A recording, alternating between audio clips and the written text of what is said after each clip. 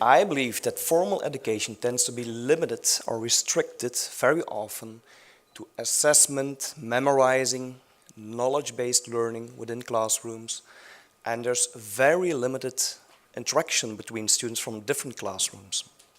And I'd like to focus on one approach and a few tools which bring change in my classroom.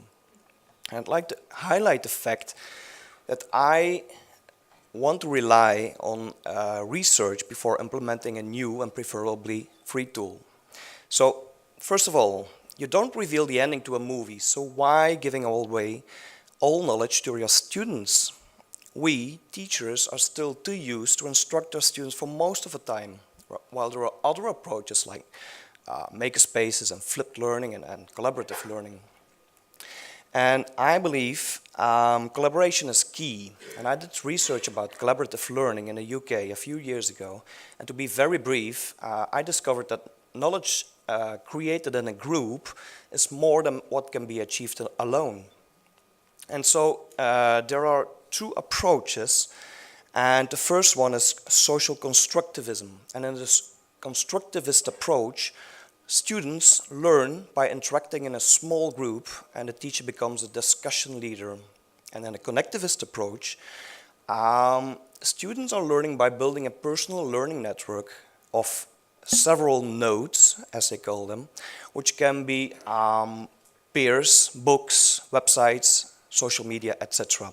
And it's the teacher's duty, a teacher becomes a co-traveler, to point the students in the right direction, and as well, making sure that the students check the reliability of their sources.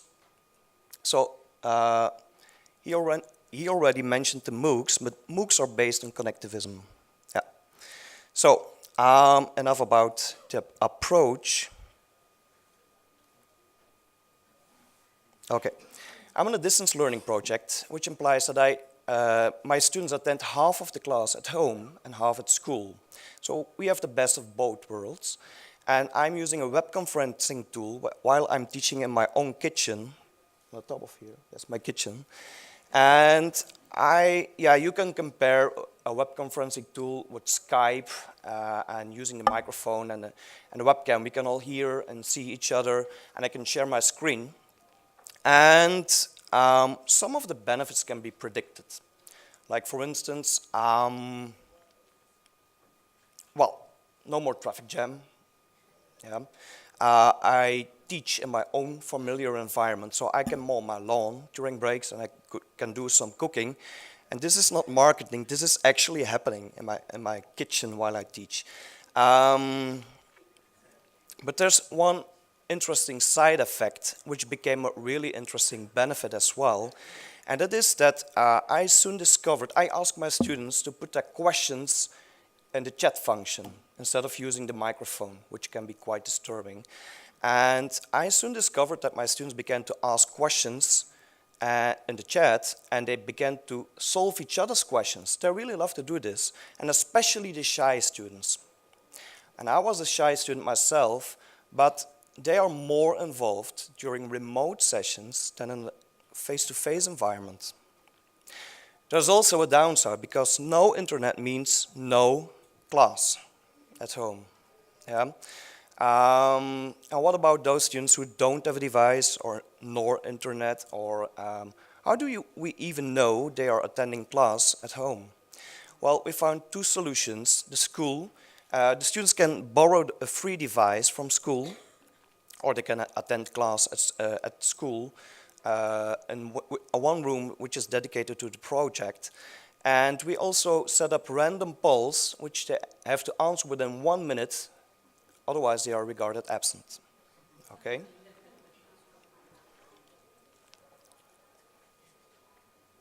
Yeah, forgot, yeah, okay.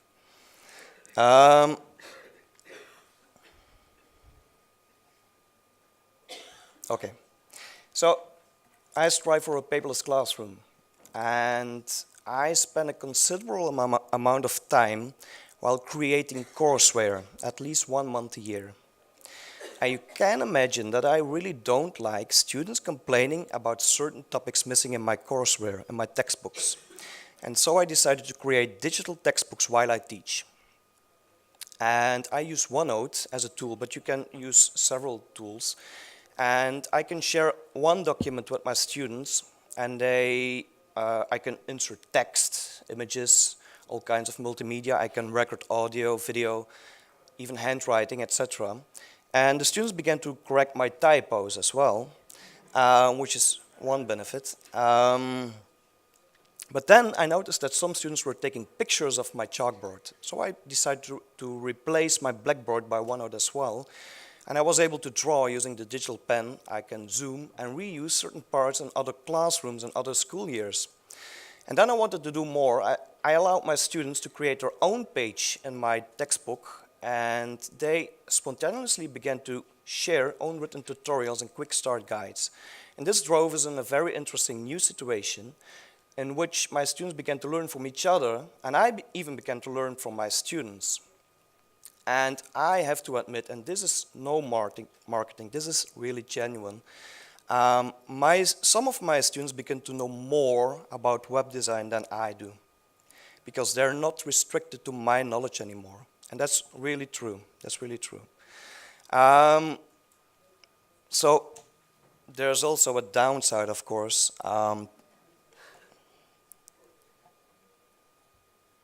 So yeah, this approach requires at least one device in the classrooms, and it requires also some skills, ICT skills, to the teacher and the students as well.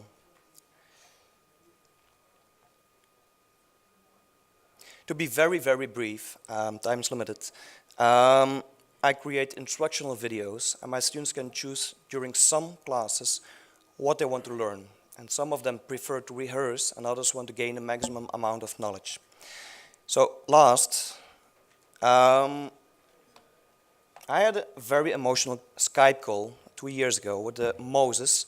And Moses is an outreach assistant in the Kakuma refugee camp. And this camp is based in Kenya, and it houses 200,000 refugees who fled from war and hunger in several countries like Somalia, Burundi, Congo, etc. And I promised to help him to increase the level of education in the camp by having regular Skype lessons with them. And during my first Skype lesson, I saw that I was kind of naive, thinking that having a Skype call was going to be like having a Skype call with Carla, or my family, or my friends.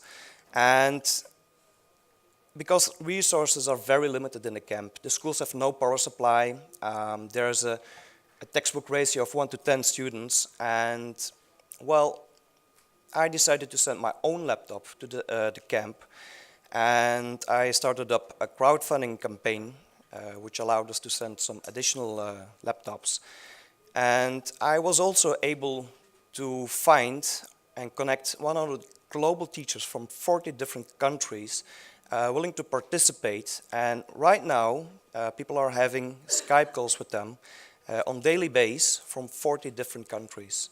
So we are not only offering knowledge, we are also bringing empathy into the classrooms. And not only the students from Kakuma benefit from this situation, but also the students from the other students from the other countries get the right perspective into the concept of being a refugee. And they talk about hobbies and religion and culture and many other things like habits. And yeah, when you consider that the students are locked into the camp, we are basically unlocking their world by having a Skype call with them. Thank you.